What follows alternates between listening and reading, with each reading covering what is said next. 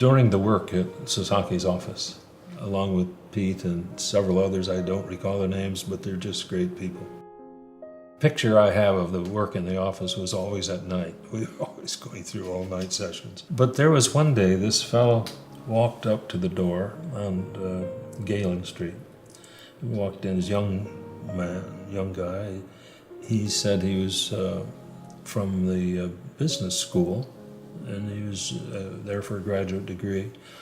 And he said his father owned quite a piece of land on the East Coast off of South Carolina, and that he wondered if we wanted to look at the problem. He had a Sunoco road map of the U.S.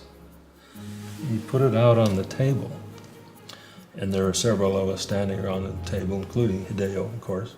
He said, "My father thinks that between New York and Miami, there could be a resort right about here." He circled this island.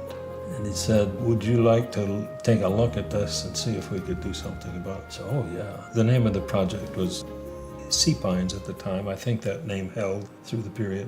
We began our work. One of the things that had not been determined at all is the basic road network in the system. And I remember the all-night session we had. There was a presentation coming up the next day, and I remember Hideo was there. He wasn't often there all night, but he was there that night. And we were getting the roadway networks in terms of options identified, and one of them circled way out and around and made room for this centerpiece of Sea Pines. There were others that cut through the property area in a different way, and we were arguing about this long circular route. And I remember I took a big sheet of paper and put it over that, and I did the network of movement from major to medium to minor in terms of automobile movement and pedestrian circulation with chalk. The big wide, 1 inch wide chalk for the big arterial and then downward.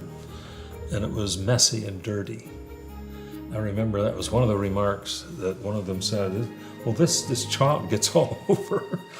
But that's why I remember it, because it was a muddled kind of drawing, but it was really powerful and clear.